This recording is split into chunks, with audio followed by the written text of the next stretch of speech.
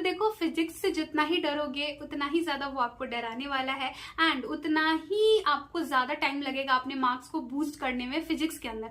तो सबसे पहले तो अपने अंदर से वो डर को निकालो कि लाइक फिजिक्स बहुत ज्यादा हार्ड है एंड नीट में जो फिजिक्स के क्वेश्चन पूछे जाते हैं वो नहीं बन पाएंगे हमसे। सबसे पहले आपको अपने मोराल को बूस्ट करना है एंड ये सोचना है कि अगर हर कोई कर पा रहा है, जो भी सिलेक्शन ले रहा है नीट में, वो अगर 150 160 ला सकते हैं तो हम 100 120 तक क्यों नहीं पहुंच सकते। तो सबसे पहले अपना जो माइंडसेट है ना उसको चेंज करिए फिजिक्स को लेके कि फिजिक्स बहुत ही ज्यादा भारी है, हमसे तो नहीं हो पाएगा भैया।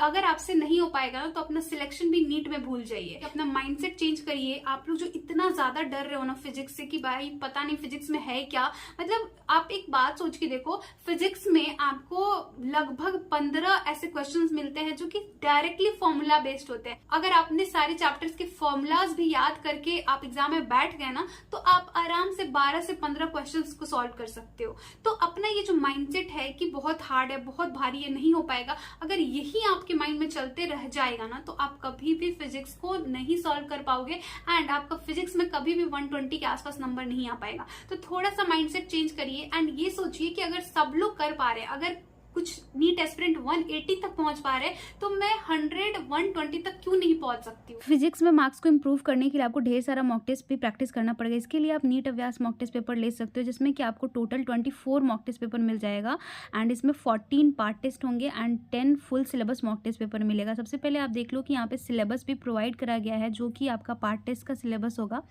एंड इसके साथ ही साथ इसके बैक साइड में आपको एक QR कोड मिलेगा जिसको स्कैन करके आप जितने भी क्वेश्चन इस मॉक टेस्ट में दिए हुए हैं उन सारे मॉक टेस्ट का सॉल्यूशन आपको यहाँ से मिल जाएगा। साथ ही में आपको नीट सप्लीमेंट्री बुकलेट भी प्रोवाइड किया जाएगा, जैसे कि NMC ने बहुत सारे सिलेबस को ऐड किया है एंड वो सारे अभी NCERT बुक में नहीं है लेकिन आपको नीट के लिए पढ़ना है तो वो सारे सप्लीमेंट्री बुक इस बुकलेट में आपको वो सारे टॉपिक्स प्रोवाइड करे गए हैं एंड साथ ही साथ उस पर ढेर सारे क्वेश्चन भी दिए हुए हैं सॉल्व करने के लिए। तो इसके मॉक पेपर में आपको हर एक तरीके के क्वेश्चन मिल जाएंगे जो कि नीट एग्जाम में पूछे जा रहे हैं, स्पेशली इमेज बेस्ड क्वेश्चन जो कि बहुत ज़्यादा आ रहा है, सर्शन रीजन, स्टेटमेंट वाले क्वेश्चन, मैचिंग टाइप क्वेश्चन जो कि फ्रीक्वेंटली नीट एग्जाम में अभी पूछा जा रहा है। तो ये सारे क्वेश्चन को प्रैक्टिस करना बहुत ही ज़्यादा इंपॉर्टेंट अभी के टाइम पे। तो अभी ना इस नीट अभ्यास मॉक टेस्ट पे 30% डिस्काउंट भी मिल रहा है एंड ये अमेजोन का बेस्ट सेलर बुक है नीट एग्जाम के लिए मॉक टेस्ट प्रैक्टिस करने के लिए।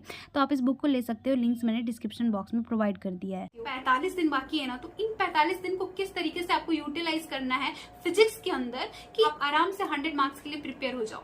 तो देखो, सबसे पहले कुछ बेसिक चैप्टर्स है वो आपको कंप्लीट कर लेने हैं, जैसे कि बेसिक मैथमेटिक्स। अगर अभी तक आपने फिजिक्स पढ़ना स्टार्ट नहीं किया है और अभी से स्टार्ट करने जा रहे हो तो सबसे पहले बेसिक मैथमेटिक्स पढ़ लेना है एंड वेक्टर कंप्लीट कर लेना है। ये 2 चैप्टर आपको अच्छे से आ जाएगा। उसके बाद आने वाले चैप्टर्स आपके लिए थोड़े इजी पड़ेंगे एंड वहां आने वाला जो एप्लीकेशन है ना वो आप समझ पाओगे। तो ये 2 चैप्टर आपको आना ही चाहिए। उसके बाद मैं कुछ चैप्टर ऐसे बता रही हूँ जो कि आपको करके ही जाने हैं क्योंकि इससे श्योर शॉर्ट नीट में क्वेश्चन आएगा ही आएगा। ठीक है, काइनेमेटिक्स ऐसा चैप्टर है जिससे हर साल नीट में क्वेश्चन आता है एंड ये चैप्टर काफी ज्यादा आसान भी है। अगर आप इसको समझ लोगे किसी भी वीडियो लेक्चर से पढ़ के तो आप कर सकते हो। तो कुछ चुनिंदा मैं चैप्टर्स आपको बता रही हूँ जो कि आपको करके जाने हैं। काइनेमेटिक्स आपको कर लेना है। इसके बाद थर्मोडायनेमिक्स में जितने भी चैप्टर आते हैं ना आप थर्मोडायनेमिक्स करके जाना।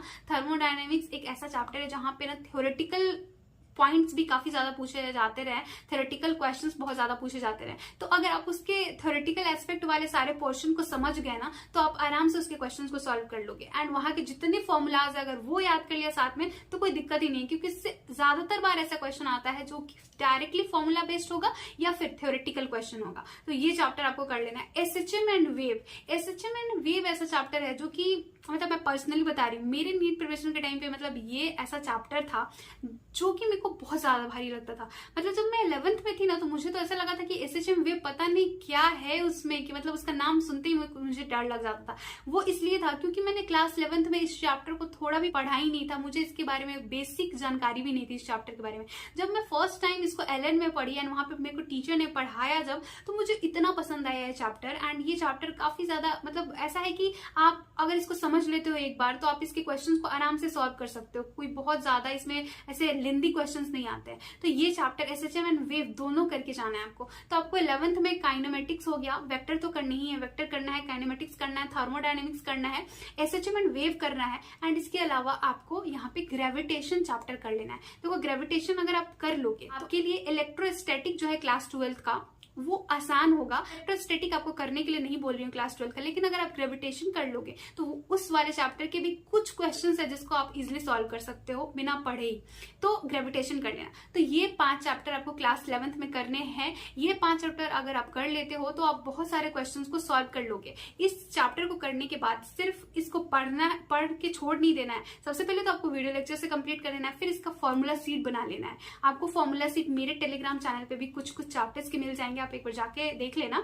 सेम यही नाम से है मेडिको शालिनी। अब क्लास 12th में देखो, अब क्लास 12th वाले चैप्टर में आपको ऑप्टिक्स वाला पार्ट करना है एंड मॉडर्न फिजिक्स करना है, बस यही करना है। इसके अलावा आपको कोई भी पार्ट करने की जरूरत नहीं है क्लास 12th का। मॉडर्न फिजिक्स के जितने चैप्टर हैं वो कर लो, एंड ऑप्टिक्स में जो 2 चैप्टर आते हैं ray optics and wave optics, इतना कर लो। मतलब फॉर्मूला बेस्ड क्वेश्चन आपसे अगर इजिली सॉल्व हो जा रहा है तो आप आराम से 100-120 ला सकते हो। अगर टाइम बचता है तो आपको करंट एंड इलेक्ट्रिसिटी कर लेना है। मैं इसको एडिशनली मतलब यहाँ पे इसलिए बता रही हूँ क्योंकि देखो अगर आपके पास टाइम बचा, अगर आप इसको कर लेते हो तो ये एक ऐसा चैप्टर है जिससे कि हर साल 3-4 क्वेश्चंस आते हैं, तो वेटेज काफी अच्छा है इसका करंट इलेक्ट्रिसिटी का। तो अगर आप कर लोगे तो आपके ही फायदे में रहेगा।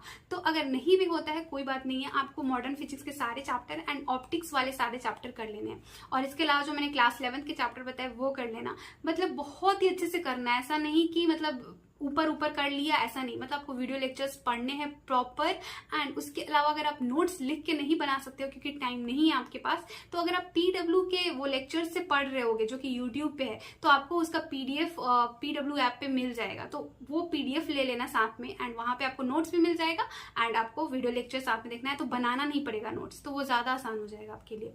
अगर आप अच्छे से करते हो ना और थोड़ा अपना दिमाग अप्लाई करोगे, मतलब होता है ना कि एग्जाम जब आप दे रहे हो, मॉक टेस्ट लगा रहे हो, तो थोड़ा एक्टिवली अपने दिमाग को चलाओ एंड क्वेश्चंस को थोड़ा ध्यान से पढ़ो। एंड ये जो चैप्टर आपने प्रिपेयर किया है, इन सारे चैप्टर के आप जब फुल मॉक टेस्ट पेपर लगाओगे, इन सारे चैप्टर से क्वेश्चंस आते हैं, तो आपको उसको बहुत ही ध्यान से सॉल्व करना है कि मेरा क्वेश्चन गलत नहीं होना चाहिए सारे चैप्टर्स के।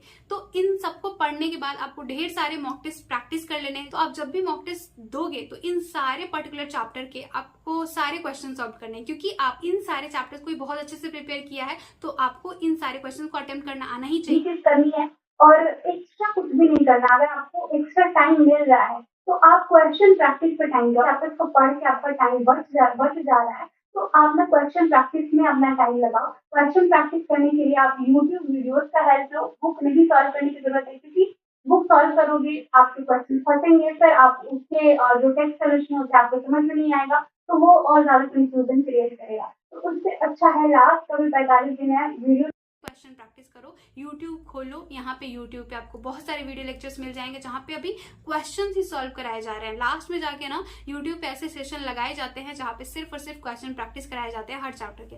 तो उन सारे क्वेश्चन प्रैक्टिस सेशन को आपको अटेंड करना है और इन सारे चैप्टर के आपको क्वेश्चन प्रैक्टिस कर लेना है, ठीक है। ओवरऑल इतना करो एंड अपने आप को थोड़ा अपलिफ्ट करते रहो कि नहीं हो जाएगा, कर लेंगे।